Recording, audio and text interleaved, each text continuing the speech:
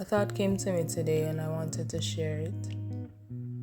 I was reminded of something and encouraged as well about something.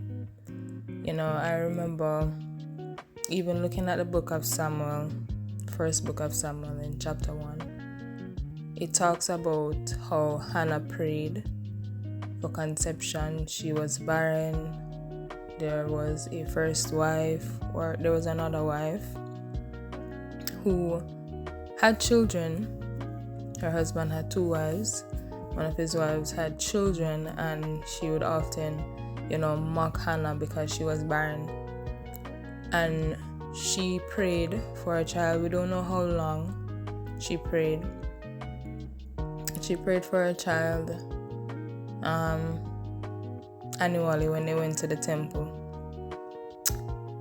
And one day she was praying. She was not saying any words. She was praying in her heart. And the high priest Eli saw her, thought she was drunk, rebuked her about drinking so early. And, she stated to him that she was not drunk, but she's just pondering something in her heart and so on. And he said, whatever it is that you're praying to the Lord about, may he grant it unto you. And so she went home and, by faith, her husband and her went together and she conceived. She had made a vow that if God gives her a child, that she would give back the child to him, meaning that he would be given to the service of the Lord. And so said, so done. Thanks be to God, she got the child. And a lot of times this scripture is used in churches when it comes to waiting on something, or you're praying for something. Wait, remember how Hannah prayed. Or you got married and you're waiting for a child. Wait, remember how Hannah prayed.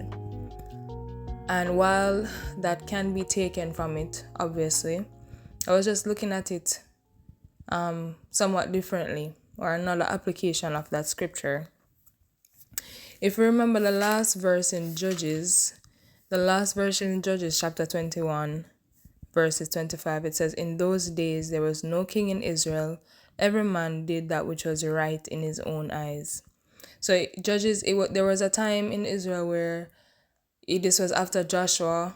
Persons were just doing, it's almost like nobody was there to speak to them and tell them what to do, and they were so stiff-necked and they were so much without faith, that they couldn't serve God on their own. They had to have somebody over there. They had to have a prophet speaking from God. They had to have a priest. They had to have something, and even though they had to have those things, they were often stubborn. And during the time of the judges, God would raise up judges, deliver them from the hands of the Philistines, deliver them from enemies. And when that judge died, the people would go back to whatever idolatry, go back to whatever sinning, and then God would raise up a judge. And sometimes the judge doesn't do what the judge is supposed to do. Like in the case of Samson was supposed to deliver the people from the Philistines, but he was often over the Philistines' camp because of women.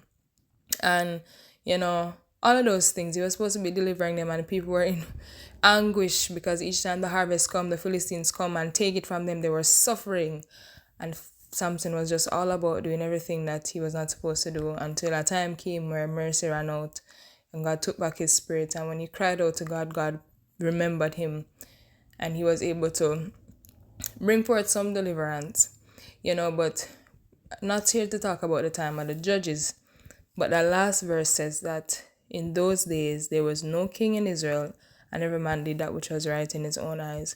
And then we hear about Ruth and Naomi, and then the book of Samuel comes into play. Oftentimes when we talk about Esther, we say for such a time as this, and many of us as Christians, we look on and we see what is happening in the world. We see so much violence, we see so much crime. Nothing new, because this has been happening from the beginning, But we see that it is getting worse, and we know that it will get worse because God has spoken and said that it will. And so when we see these things, we are just reminded that God's words are faithful and true, and he's not a liar. And it should give us some courage, some encouragement to say, yes, God, you have spoken, you have never lied. And so when you say that you will never leave nor forsake, you will never leave nor forsake. When you say that you will protect, you will protect. When you say that you will keep, you will keep. When you say that you will provide, you will provide, because you don't lie. And God's ways are not our ways. How he goes about to do things we often don't understand, but he is a God who is Alpha and Omega. We cannot see around the corner, but he knows what is best. And saying that to say, Hannah prayed for Samuel. And sometimes I wonder, how long did she have to pray, and why didn't God give her Samuel from before? And I used to think like that and just wonder, what was it that changed? But for such a time as this, when the time is right. Samuel was born in a time where by the time David was to be appointed king of Israel, he was of age. He was not too old. He didn't come before the time that he would die before David was ready to be anointed. He was not too young that he could not serve in the office of, the priest. He came at the right time. And so it is with us. We are in this generation for a reason. Yes, it is getting closer to the end, but God placed you here for a reason. You are in this generation. You could have been in another generation. All the apostles, they were in that generation for a reason. These 12 men that God chose, that Christ chose to carry the news. 12 men brought the gospel to the world. To establish the churches, he knows them. And he knew them, that they would be needed for that time. And so their mothers conceived them at a time when they were needed. God set that in place.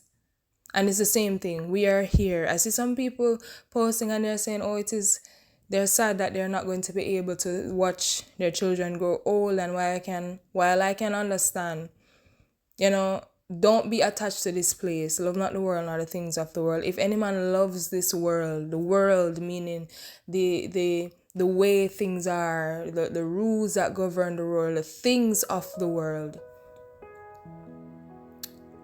then the love of the Father is not in him. Abraham was seeking for a place whose builder and maker is God. We are pilgrims. We are passing through. We are here for a reason. We are here for a season. And when the time comes for us to go, we will go with joy.